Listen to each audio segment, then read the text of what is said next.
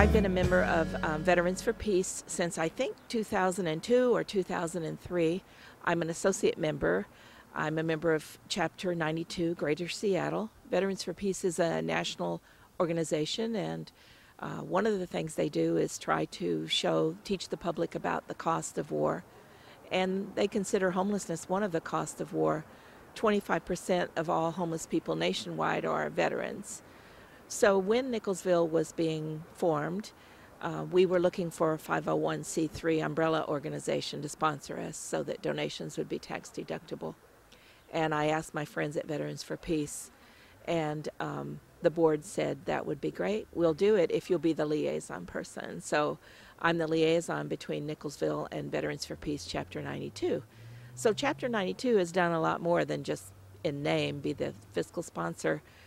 They show up here from time to time. 4 of them were arrested in the last sweep of Nicklesville and do whatever they can considering their own resources and the size of their organization. They come to fundraisers. I'm sure they'll be here on our move day to help us pack up, to help drive people to the new location. And in addition to all that, they're known in the local progressive community. So it's nice to have their their name associated with us is a good thing. And then, if there are veterans here who need some advice or help, then they're forthcoming with that too. So it's been invaluable. We want to get our own 501c3 designation, but in the meantime, before we get settled, it's been really nice to have Veterans for Peace on our side. Nicklesville set up on a piece of city-owned land on September 22nd of 2008. The city posted us right away, and we were swept on Friday.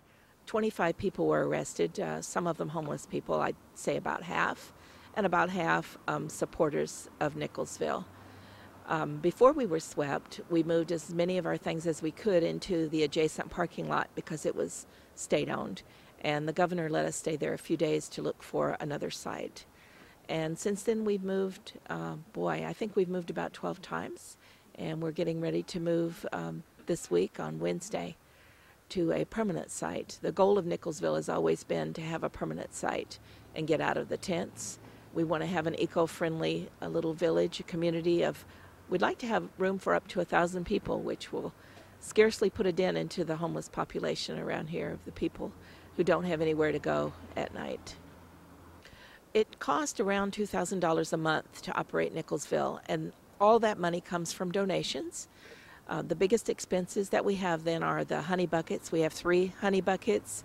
We have a sink, a hand washing station. We have 2 cell phones, one for here at the camp and one for our unpaid organizer. And then we have a dumpster so people have a place to throw their things away. And those expenses run about $2,000 a month. So we don't get any money from the government. We also have been hosted by churches, and so some of our donations have come from churches. They've been big supporters. University Congregational United Church of Christ. We've been at Bryn Mawr United Methodist here down in Skyway Bryn Mawr area. We were hosted for a while at St. Andrew's Episcopal after a sweep, at Keystone Church. I'm forgetting some. University Christian Church hosted us. And then in the Central District, 2 churches. Greater Mount Baker Missionary Baptist Church, and before that, New Hope Missionary Baptist Church. So all of those have been wonderful supporters of Nicklesville and stayed our friends, and we go and visit them from time to time, and they check in with us too. We don't have services on site. That's a goal that we'd like to have. The public health nurse visits us from times to time, and we've had organizations of, say, student nurses come and visit. And they will do, check blood pressure, temperature, and give people whatever support they can, direct them to other places. So we have had a doctor visit here and do, checkups like that. Not thorough ones, they couldn't, but the help's been appreciated by people. I'm pleased to have the last pink tent. When we set up, we had 150 pink tents, and the picture was in the Seattle Times, and it was beautiful. And since that time, those tents have worn out, and some were destroyed in sweeps, and so I have one of the last pink tents. So after we get a permanent site, I'll stay for a little while, and then I'm going to go back home. So until then, I have a tent here at Nicklesville. Right now it's tent number 15. I am part of the advancement team for Nicklesville. I'm part of the planners for the futures of the future. The next move, August 4th, is going to be our final move to a permanent site where we are going to have start building an eco-friendly shanty town, complete with our garden, man-powered, solar-powered energy sources, water recycling plants. Basically trying to make a self-contained, eco-friendly village. This is the ultimate goal of Nicklesville. You know, the camp's pretty cool. It houses up to, right now it houses up to 80 people or so. When we get to our permanent site, we're going to be using eco-friendly materials to make pretty permanent structures. And hopefully the camp will house up to 1,000 people. And you know, I'm going to be coordinating a lot of the move from here to the permanent site. I'm here at this camp. It's called Nicklesville. It's named after the last mayor of Seattle, who basically didn't really, what he did was he went into people's encampments that were camped like under bridges, and came in there and took all their stuff, told them they had to go. Even when they weren't even in the camp at the time, they would come in there and just take everybody's stuff.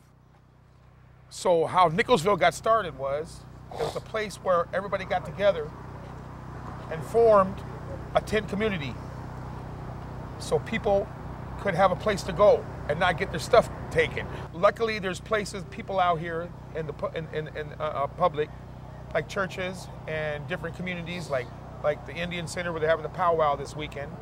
They hosted us, and we're the ones that are going to start it up once we get the spot. If the mayor of Seattle, Mike McGinn, gives us some land, and that's what we're trying to do right now.